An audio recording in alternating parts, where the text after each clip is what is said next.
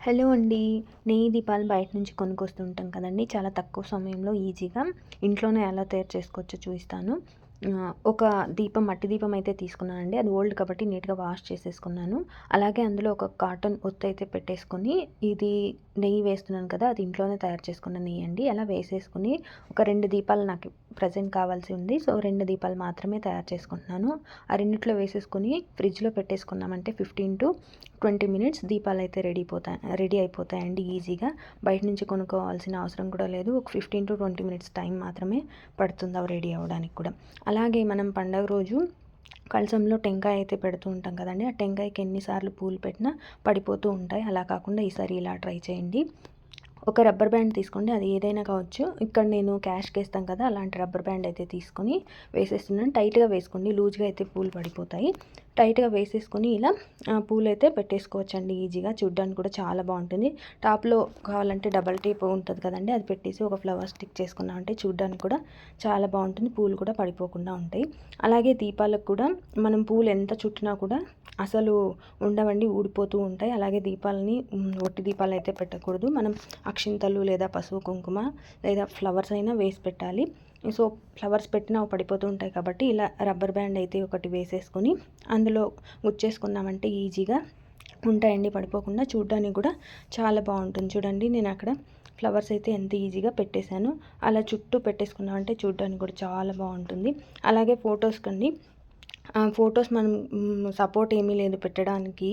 But పూలైతే పెట్టాలి కదండీ దేవుని ఫోటో అనిన తర్వాత. ఎంత పెట్టినా ఫ్లవర్స్ పడిపోతూ ఉంటే ఇలా ఒక రబ్బర్ బ్యాండ్ వేసేసుకొని ఫ్లవర్స్ పెట్టేసుకోవచ్చండి ఈజీగా. చూడండి, నేను అక్కడ పెట్టేస్తున్నాను. అవి అసలు పడిపోవు కూడా. అండ్ పూలు కూడా పెట్టేసుకోవచ్చు. చాలా సింపుల్గా ఉంటుంది. అలాగే పండక్కి ఇలా డిఫరెంట్గా ఒక డెకరేషన్ అయితే చేసుకోవచ్చండి సింపుల్గా. నేను ఇక్కడ బౌల్ అయితే తీసుకున్నాను. ఏ బౌల్ అయినా పర్వాలేదండి. ఆ బౌల్ తీసుకొని ఇలా డబల్ టేప్ అయితే చుట్టేసుకుంటున్నాను. 2 లేయర్స్ లాగా. ఫస్ట్ లేయర్ చుట్టేసానండి డబల్ టేప్. చుట్టేసి అందులో కాయిన్స్ అయితే అతికించేసుకుంటున్నాను. ఏ కాయిన్స్ అయినా పర్లేదు, 1 రూపీ, 2 రూపీ ఏదైనా పర్లేదండి. కాయిన్స్ నేను అక్కడ చుట్టేసుకున్నాను. ఒక రౌండ్ అయిపోయిన తర్వాత రెండో రౌండ్ కూడా డబల్ టేప్ అయితే వేసేసుకొని చుట్టుకుంటున్నాను. అలా చుట్టేసుకున్న తర్వాత కాయిన్స్ మళ్ళీ అవి ఫస్ట్ పెట్టుకున్నాం కదా, అలాగే 1 రూపీ కాయిన్ అయినా ఏ కాయిన్స్ అయినా పెట్టుకోవచ్చండి. 2 రూపీస్ అయినా నేను 2 మిక్స్ చేశాను. 2 రూపీస్ ఇంకా 1 రూపీ కాయిన్స్ కూడా అలా పెట్టేసుకొని మధ్యలో కొంచెం బియ్యం వేసుకొని లక్ష్మీదేవి విగ్రహాన్ని పెట్టుకున్నామంటే చాలా బాగుంటుందండి. ఇలా ఒకసారి ట్రై చేసి చూడండి ఈసారి ఫెస్టివల్కి. అలాగే పండుగ రోజు మనం పులిహోర చేయాలనుకుంటాం, కానీ హడావిడిలో చింతపండు నానబెట్టడం అయితే మర్చిపోతూ ఉంటాం కదా. అలాంటప్పుడు టెన్షన్ పడకుండా ఒక గిన్నెలో వాటర్ అయితే హీట్ చేసేసుకొని హాట్ వాటర్ని చింతపండులో అయితే వేసేసి ఒక 15-20 మినిట్స్ వదిలేసామంటే ఈజీగా చింతపండు గుజ్జు అయితే రెడీ అయిపోతుందండి. అలాగే బెల్లం కూడా చాలా గట్టిగా ఉంటుంది. మనం బెల్లం పరమాన్నం, బెల్లం పాయసం చేయాలనుకుంటుంటాం కదా, చాలా గట్టిగా ఉంటుంది. అది తురుముకోవడానికి చాలా టైం పడుతూ ఉంటుంది.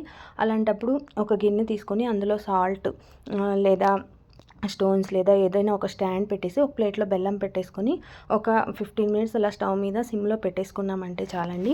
చాలా ఈజీగా బెల్లం అయితే తురుముకోవచ్చు. నేను ఇక్కడ గిన్నెలో అయితే చూపిస్తున్నాను. మీరు విజిల్ పెట్టకుండా కుక్కర్లో కూడా ట్రై చేసి చూడొచ్చు. టిప్స్ అనేవి ఈ వీడియోలో చెప్పిన టిప్స్ ఎలా అనిపించాయి అనేది కామెంట్ చేయండి. అలాగే ఎవరైనా ఫస్ట్ టైం నా వీడియో చూస్తున్నట్లయితే సబ్స్క్రైబ్ చేసుకుని సపోర్ట్ చేయండి. థ్యాంక్